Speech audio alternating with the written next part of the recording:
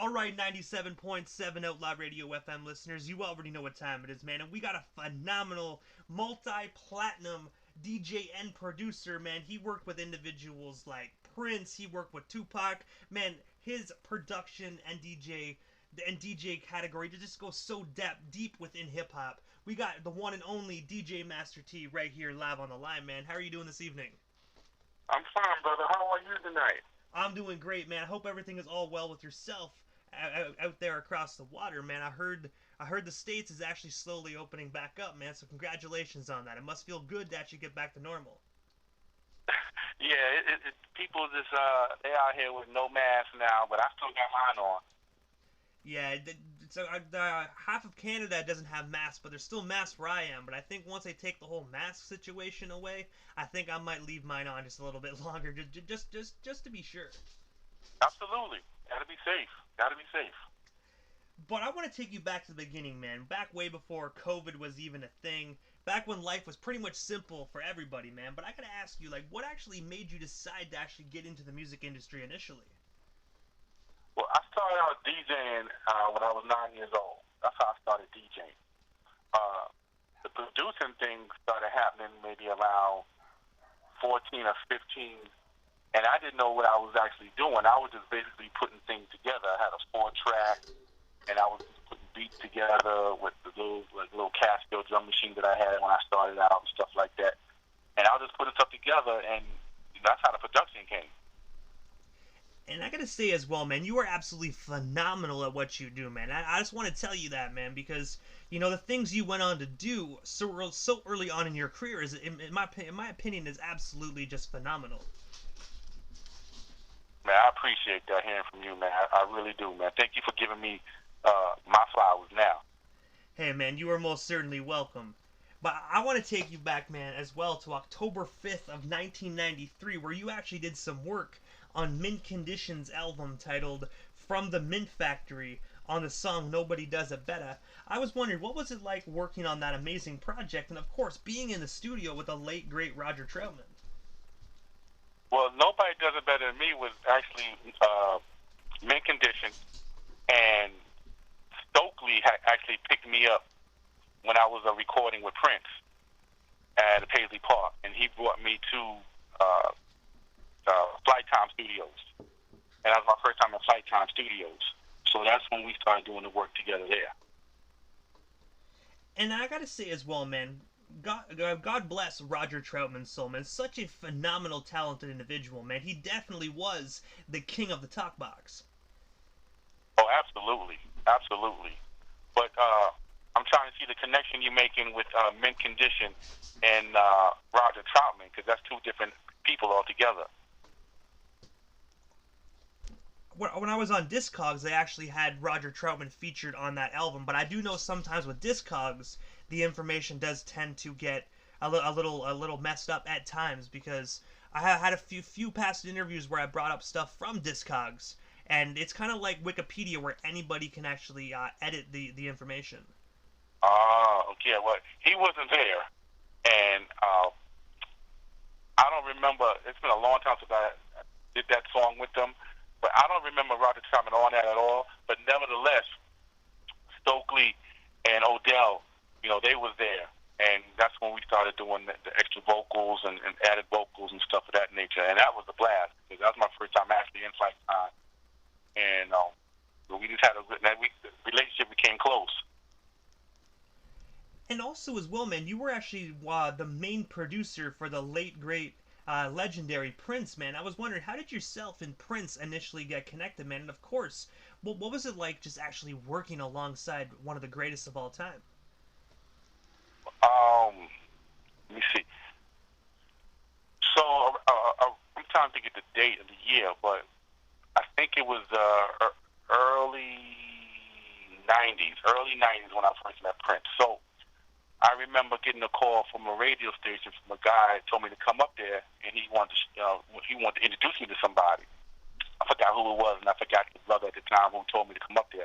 But nevertheless, I'm up at WBLS in Manhattan, New York, and I am at in the hallway, and actually Prince is there. And as I walk by, Prince and Tony Mosley from MPG. So basically, as I'm walking one way, he's walking the same way as me. We like meet each other. And I just said, excuse me. I told him that I love this particular song called Power Fantastic. Now, I had to set it up earlier to say, like, in the 80s, in 1980s, in the city of Manhattan, you had the people selling the bootleg tapes on the street. So that's why I get a lot of music that was not actually on the radio. So I was getting a lot of Prince stuff and Sly and the Family Stones, just hearing different things from, the bootleg tapes. It wasn't the best quality, but it was good music. So that's how I particularly came across that song, Power Fantastic. Now, fast forward to meeting him, like I said, when we passed him, I said, excuse me, I just want to say that I really love that song, Power Fantastic. And he was like, what did you say? I said, I love that song, Power Fantastic. He said, that's not out. I said, I have it. He said, you got it? I said, yeah, I have it on the cassette. Now, I just want to say, later on in years, they put it out on the B-sides, hits and B-sides on the compilation. It was commercially released. But I actually had it on cassette. So he asked me, how did it go? I sung the first line of the song. He said, you really do got it. I said, yeah. He said, who am I? I said, I'm Master T. I'm DJ Master T. I'm a producer. I'm an engineer. I've worked with a lot of artists. I worked with, MC Lyte, Greg Osby. The list goes on and on and on. So he said, all right, let's get together. So we went back to the limo. And next thing you know, we did, what you doing? We hanging out. So we hung out, exchanged information. And then he called me in about 2 weeks. I went home. He called me about 2 weeks later and said, I got a plane ticket for you. Come on out. Now, I want to say, I just packed the clothes for a weekend. So I just thought I was going to be in Paisley Park for just about a weekend. That weekend turned to be 6 months. And the rest is history. And I gotta say, within those 6 months that you were actually working alongside, the late great Prince, I have to ask you, man, what was one of your most fondest memories you shared, man? Because 6 months with him, man, must have been absolutely phenomenal. Oh, absolutely. We was always he wasn't like Monday through Friday we would rehearse. Wednesday we would take what we rehearsed and record it and take that to Glam Slam to see what it sound like. Just to see the crowd reaction, and just to be beside him in his car. Like, we was always in his yellow 850 VMI. He had the 850 Chiquita yellow with the bananas. It was a beautiful two-seater with the crazy sound system, pulling up to Glam Slam, first slot, parking, going up there and just doing what we do. And I gotta say as well, man, rest in paradise to Prince, man. Such a phenomenal artist, and definitely a phenomenal soul, man. Gone way too soon. Oh yeah, it hurt me when he passed. It really hurt me. I didn't cry right away. I want to say maybe about 2 weeks after, it was like early in the morning, and I started crying, and I couldn't stop. I must have cried for about 35 minutes. The tears were just coming. So it was like the spirit or what have you. It touched me at that moment. Like 2 weeks later, early in the morning, I'm just bawling. Snot running down my nose and on my chin. And I had to wipe myself and just crying. And also, you actually had the opportunity to produce the song Dear Mama on Tupac Amaru Shakur's Me Against the World record, man. I was wondering, what's the story behind that? And of course, how did you actually initially get connected with Tupac? Well, everybody knows when I got my start, I started with MC Lyte. So I was DJing for MC Lyte. So when you with a group, you actually come across other groups. Digital Underground, Big Daddy Kane, and people of that nature. So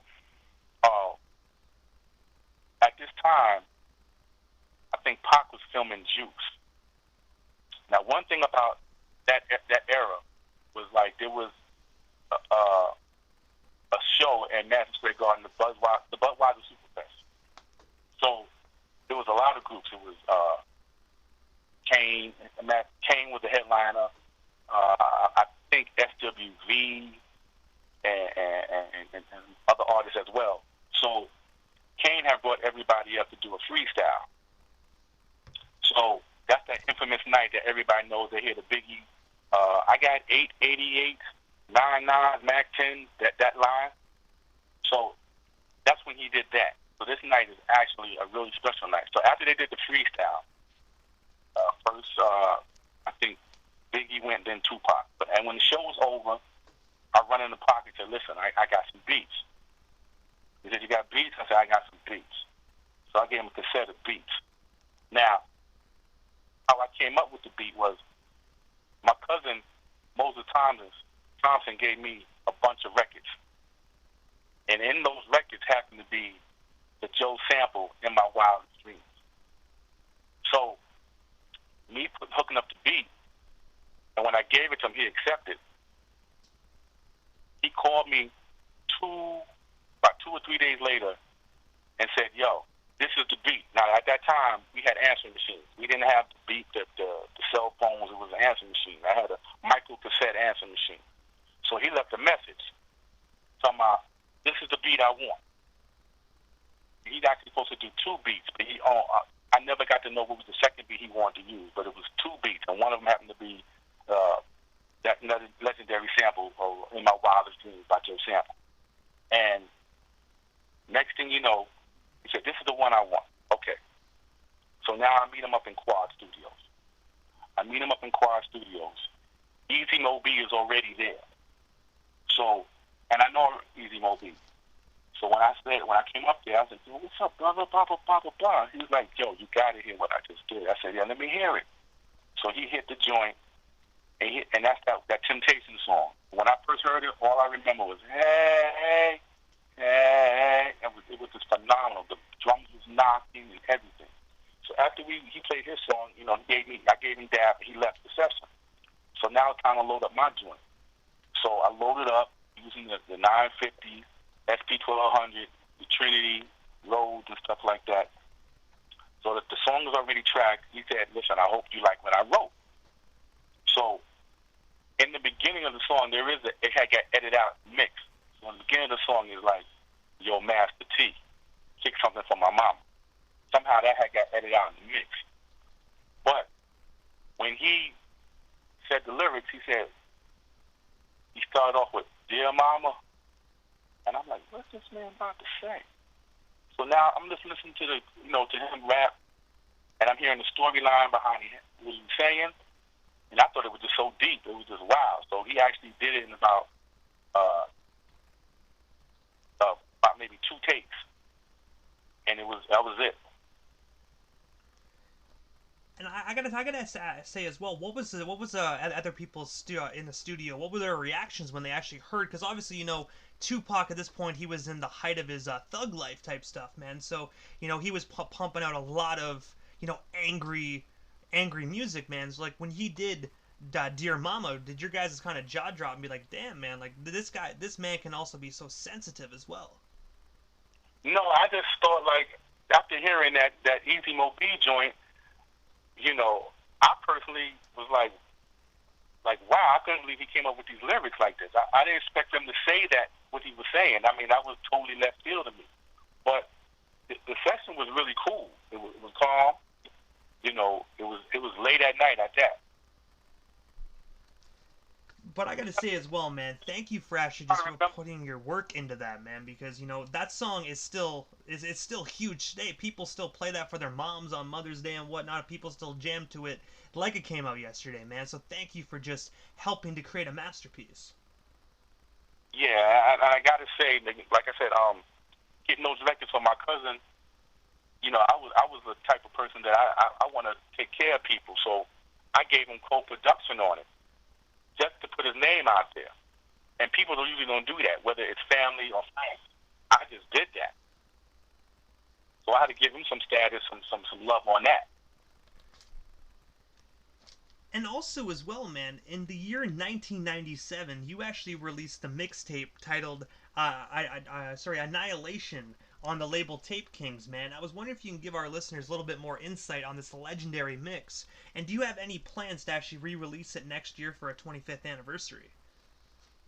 Wow, I didn't know it was that old. You giving me some information. Wow. Well, I gotta thank for that connection of Tape Kings. That was DJ Mr. C hooking me up. So I had one at that time. I wanted to make a mixtape and put it out and stuff like that. He said, "Yo, I have to go through it with Tape Kings." So that's how that came about. So I give him the props for that. And I got to say as well, man, such an amazing mix on that as well, man. Like, I mean, you had some of the best, East Coast hip hop artists on that one tape, man. I've been trying to get my hands on a copy of that for years, man. But I'm telling you, nobody on Discogs will actually sell a copy, man. It's like it's stuck to them like super glue. I tell you what, I know I have it in my archive on cassette. Well, I might even still have it on the DAT. If I find it, rest assured, brother, I'll personally mail it to you. I'll personally give it to you. Hey, I appreciate that, man. Just let me know. Let me know after the interview how much, man, and I'll make sure I match your price. No, ain't no price, man. It's just like it's love. It's all the love from me, from Master P to DJ Immortal. It's all love. I appreciate that, man. Thank you so much in advance. And also, man, as well, I saw a picture on your Facebook, man, alongside the legendary Biz Markie, man. I was wondering, what's the story behind that photo, man? And of course, how did you guys initially meet? Because I could tell how genuine that photo was, man. You guys must definitely go way, way back in the day. Oh, yeah. Me and Biz is real cool. One of the first times I met Biz is when he had his MTV. And I'll never forget, we had met up, and he took me out, and it wound up being an overnight situation. I think we stayed in Jersey, and I stayed at his house in Jersey. So we go way back. That photo was taken at a show. He was on the bill. Rakim was on the bill. Big Daddy Kane was on the bill. It was a star-studded show. Actually, it was in New Jersey. It was in New Jersey. We took that photo in the dressing room. And I just want to say as well, prayers go out to Biz Markie, man. I know he's still hanging on, he's fighting, so I just want to send nothing but prayers out to him, man, because hip-hop still needs Biz Markie. Oh, absolutely. What's hip-hop without Biz? We need Biz. And I just got to say as well, man, like, his beatboxing skills is just through the roof, man. In my personal opinion, he is the best to ever do it, and I don't think anybody will ever be able to match his skills when it comes to beatboxing. Oh, Biz is definitely one of a kind, and he's definitely legendary, and Biz had everything. You name it, he got it. Whatever it may be. It could be a record, he got it. A movie, he got it. A toy, he got it. And also as well, man, I read actually as well that in 2015 you did work on Rick Ross's Black Market album on the song Smile Mama Smile. I was wondering, how did yourself and Ross get connected? And of course, what was it like working with him on Black Market? Well, I actually never worked with him. What happened, that's probably a Discog era, but probably interpolation of the song Dear Mama that got caught up in the mix somehow, like a line or two. And then they wound up probably giving me some type of credit. So that's how that went. Well, I gotta say, I hope you're getting paid for it as well, though, man. Because I gotta say, Rick Ross with that record definitely will bring in some coin. I'm sorry to cut you off. I never met Rick Ross, but I definitely would love to work with him. Like, I like his style, and I love the stuff that he does with Justice League. And I would like to do something like that with him. And I gotta say as well, I think just with your production sound and your DJing skills, this on a Rick Ross record would be absolutely phenomenal in my personal opinion. Well, I tell you what, if you can hook it up, I'm with it. Set it up somehow, I'm ready. Set up a meeting, I'll definitely talk try about it, and make it do what it do. Well, hey, you know what I mean? First and foremost, if he's listening, you already know, let's make it happen. I can definitely try. I haven't really interviewed or even talked to anybody close to him, but hey, man, in due time, if it happens, I definitely will try my best to connect the dots. Oh, yeah, that would be great. I also would love to work with the female singer, JoJo. I really like her tone, and she's a Caucasian lady. She had a song as a young kid, Get Out, but she's an adult now. But I still love her stuff. I listen to it. I would like to work with actually Justina Valentine. Was it Justina Valentine from the show Wild 'N Out? I like her. I like to do some work with her. And I gotta ask as well, man, because you've been doing this for so many years, man. And a lot of individuals, man, nowadays, even if they're hip hop artists or they're trying to be a hip hop artist, they're doing their own production and whatnot as well. They're kind of like four jobs in one. I gotta ask, what is some good advice you can actually give to some individuals that are just starting out that want to actually become a producer or a DJ? Learn your records. Learn artists. Learn people like from the not from the past, but like bass players. Learn people who play the instruments. Ron Carter. Learn Curtis Mayfield. Learn those licks. Learn about what they're doing, so you can use what they're doing to incorporate your style. It's definitely lucrative, and learning about other people helps you to help other people. But I gotta ask, Master T, what is next for you, man? Because I do know that you've done such phenomenal work within the music industry, but is there any new projects or anything I happen to miss that you still want to talk about or address to the live audience while we actually have you here live on the radio station airwaves? I like to work with anybody that's willing to work with me, but like I said, I do have some people that I would love to work with. Like I said, I love to work with JoJo, Justina Valentine, Rick Ross, Busta Rhymes. The list can go on, but I definitely would like to work with them. At the same time, I've been revamping my studio. So, like I said, working with those artists that I mentioned would be a sheer delight for me. And I gotta say as well, it definitely would be phenomenal, man, just to actually work with people like Busta Rhymes, man. Like, I'm telling you, you're such a phenomenal producer, man. So I really think you can cook up some beats that would just blow Busta's mind. I would like to think so. I would love to think so. But also, Massatis, this is the time quickly, man, in the interview that I give a chance for the individual that slides into the radio station airwaves. Just like a chance to give like shout-outs to whomever they want to give shout-outs to. But most of all, man, your social media handles. That way our listeners can follow you and stay updated on everything DJ Master T if they're not already doing so. Right. Well, DJ _ Master _ T is my page. Follow me there. In all social media platforms, that's where you can find me. But as far as my little bit of shout-outs to you, Immortal. You for reaching out to me. My shout-outs will also go to the whole Prince family, Tony Mosley, Levi, Damon G, the manager, Jill Willis, Morris Hayes, the whole Prince family. I like to big up my cousin, Moses Thompson. I like to big up my partner, Law, for being the incredible artist that he is. I like to shout out my mother, Tawana Thomas, for making me love music, for turning me on to music at such a very tender age. Those are my shouts. And I gotta say, first and foremost, DJ Master T, thank you so much, man, for just years upon years of amazing music, man, and everything you actually did, and all the projects that you helped become a reality, man. In my personal opinion, you are an absolute legend when it comes to this sort of thing, man. So just thank you for just making music that we all enjoyed for so many years. Oh, thank you so much, sir. You're more than welcome. I'd like to thank you for the platform that you gave for me to tell my story.